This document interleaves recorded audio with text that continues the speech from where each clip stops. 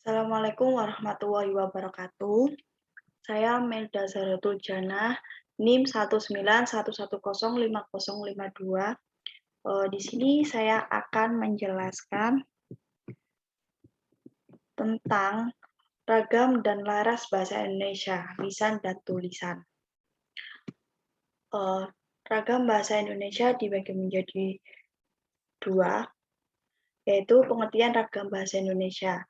Menurut Beckham, tahun 1990 mengemukakan ragam bahasa adalah variasi bahasa menurut pemakaiannya yang berbeda-beda menurut topik yang dibicarakan, menurut hubungan pembicara, kawan bicara, orang yang dibicarakan, dan menurut medium pembicara. Menurut Deddy Sugono, tahun 1999, bahwa sehubungan dengan pemakaian bahasa Indonesia timbul dua masalah pokok, yaitu masalah penggunaan bahasa baku dan tak baku. Ini menurut Fishman et tahun 1968, suatu ragam bahasa, terutama ragam bahasa jurnalistik dan hukum, tidak tertutup kemungkinan untuk menggunakan bentuk kosakata ragam bahasa baku agar dapat menjadi anutan bagi masyarakat pengguna bahasa. Dalam hal itu yang perlu diperhatikan ialah kaidah tentang norma yang berlaku yang berkaitan dengan latar belakang pembicara, seperti situasi pembicaraan, pelaku bicara dan topik yang dibicarakan. Selanjutnya, menurut Kamus Besar Bahasa Indonesia (KBBI), ragam bahasa diartikan variasi bahasa menurut pemakaiannya, topik yang dibicarakan, hubungan pembicara dan teman bicara, dan medium pembicaraannya. Pengertian ragam bahasa sendiri ini adalah berkomunikasi perlu memperhatikan beberapa aspek. Yang pertama, situasi yang dihadapi. Yang kedua, permasalahan yang hendak disampaikan. Yang ketiga, latar belakang pendengar atau pembaca yang dituju. Yang keempat, medium atau sarana bahasa yang digunakan. Yang kedua, faktor penyebab munculnya ragam bahasa. Bahasa Indonesia sendiri merupakan salah satu varian bahasa Melayu yang digunakan sebagai lingua franca di Nusantara, kemungkinan sejak abad-abad awal penanggalan modern. Kerajaan Sriwijaya dari abad ke-7 Masehi diketahui memakai bahasa Melayu.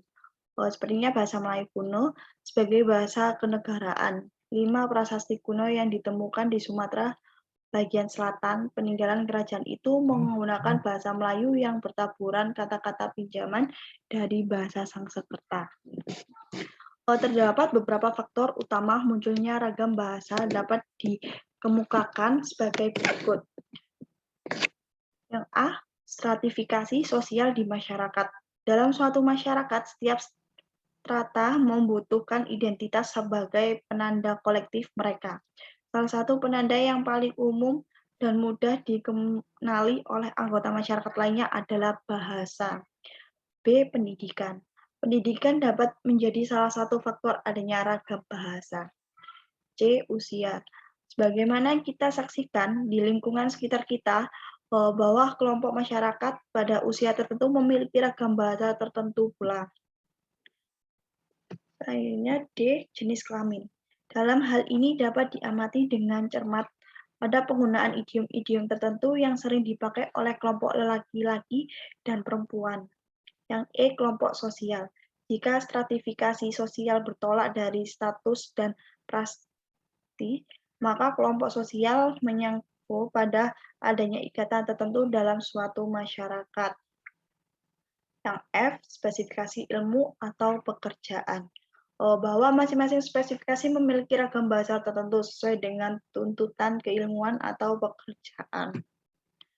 Yang ketiga, ragam bahasa.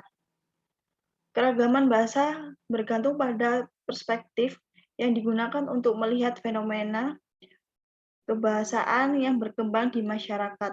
Beberapa perspektif yang dapat digunakan untuk melihat keragaman bahasa dapat dikemukakan sebagai berikut. Yang A, dilihat dari media atau saluran yang digunakan. Dilihat dari saluran yang digunakan, maka bahasa dapat dibedakan menjadi dua, yaitu bahasa lisan dan bahasa tertulis. Pertama, ragam bahasa lisan. Ragam bahasa lisan sendiri adalah bahasa yang dilafalkan langsung oleh penuturnya kepada pendengar atau teman bicaranya. Ragam bahasa lisan ini ditentukan oleh intonasi dalam pemahaman maknanya. Yang kedua, ragam bahasa tulis. Ragam bahasa tulis adalah ragam bahasa yang ditulis atau dicetak dengan memperhatikan penempatan tanda baca dan ejaan secara benar. Yang B, dilihat dari bidang keilmuan. Dari perspektif keilmuan, antara lain dapat kita temukan ragam bahasa ilmiah, ragam bahasa sastra, ragam bahasa hukum, ragam bahasa jurnalis, ragam bahasa. Yang pertama, ragam bahasa ilmiah. Penggunaan bahasa dalam bidang ilmu pengetahuan mempunyai sifat pemakaian yang khas, yang spesifik, sehingga dapat dikatakan bahwa bahasa dalam bidang ilmu pengetahuan mempunyai ragam bahasa tersendiri, yang berbeda dengan ragam-ragam bahasa yang lain. Yang kedua, ragam bahasa sastra. Berbeda dengan ragam bahasa ilmiah, dalam bahasa sastra, pemilihan kosakata mampu susunan tata bahasanya disesuaikan dengan suasana yang akan dibangun atau dengan kata lain mempermainkan bahasa sedemikian rupa agar muatan emosi yang terkandung dalam karya sastra dapat tersampaikan pada penikmat sastra. Yang ketiga, ragam bahasa jurnalis. Bahasa jurnalistik adalah bahasa yang digunakan oleh wartawan jurnalis dalam menuliskan karya-karya jurnalistik, seperti surat kabar, majalah, atau tabloid. Bahasa jurnalistik harus jelas dan mudah dipahami oleh pembaca dengan ukuran intelektual minimal sehingga dapat mudah dipahami isinya. Yang keempat, ragam bahasa hukum. Ragam bahasa hukum adalah bahasa Indonesia yang corak penggunaannya, bahasanya khas dalam dunia hukum, mengingat fungsinya mempunyai karakteristik tersendiri. Oleh karena itu, bahasa hukum Indonesia haruslah memenuhi syarat-syarat dan kaidah-kaidah bahasa Indonesia. Yang kelima, ragam bahasa berdasarkan wilayah. Ragam bahasa pada kelompok anggota masyarakat sendiri suatu wilayah atau ragam regional, dialek bahasa Madura, dialek bahasa Medan, dialek bahasa Sunda, dialek bahasa Bali, dan dialek bahasa Jawa. Yang keenam, ragam bahasa berdasarkan pembicara atau penuturnya. Ragam bahasa yang mencerminkan pribadi sosial pengguna bahasa disebut juga dengan ragam sosiolek. Ragam bahasa sosiolek pada kelompok anggota masyarakat yaitu suatu golongan sosial yang berpendidikan tinggi, tentunya berbeda ragam dalam pemakaian bahasa dengan orang yang kurang berpendidikan. Ragam bahasa orang akademisi beda dengan ragam bahasa orang-orang jalanan. Ragam bahasa pada perorangan atau idiolek seperti gaya bahasa mantan Presiden Soeharto, gaya bahasa Benyamin, dan lain sebagainya. Yang ketujuh, ragam bahasa pada suatu situasi seperti ragam bahasa formal, baku, dan informal, tidak baku. Berdasarkan situasi pemakaiannya, ragam bahasa terdiri atas 3 bagian, yaitu yang pertama ragam bahasa formal, yang kedua ragam bahasa semi-formal, dan yang ketiga, ragam bahasa non-formal. Selanjutnya B, laras bahasa.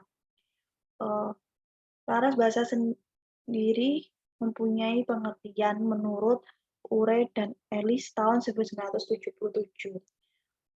Menganggap laras bahasa sebagai pola bahasa yang lazim digunakan mengikuti keadaan tertentu. Hal ini bermakna suatu situasi akan menentukan bentuk bahasa yang digunakan oleh pengguna bahasa itu dan memilihnya berdasarkan konvensi sosial masing-masing.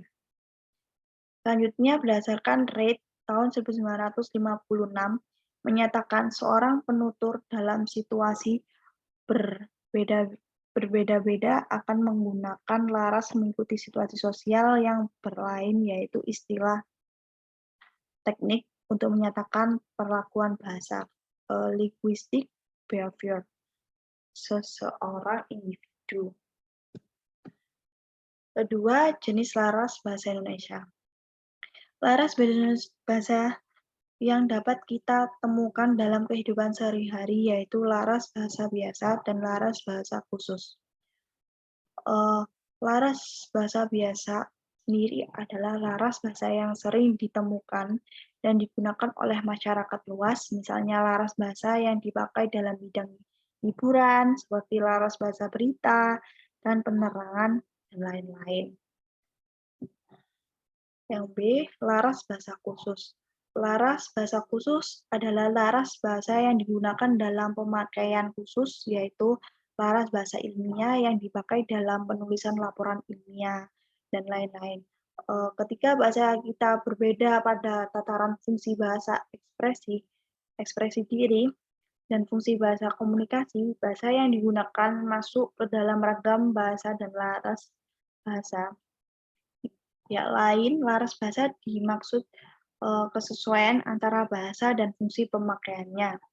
Fungsi pemakaiannya bahasa lebih diutamakan dalam laras bahasa daripada aspek lain dalam ragam bahasa. Selain itu, konsepsi antara ragam bahasa dan laras bahasa saling terkait dalam perwujudan aspek komunikasi bahasa. Laras bahasa apapun akan dimanfaatkan ragam bahasanya, misalnya laras bahasa lisan dan ragam bahasa tulis. Itu saja yang dapat saya sampaikan. Kurang lebihnya terima kasih. Wassalamualaikum warahmatullahi wabarakatuh.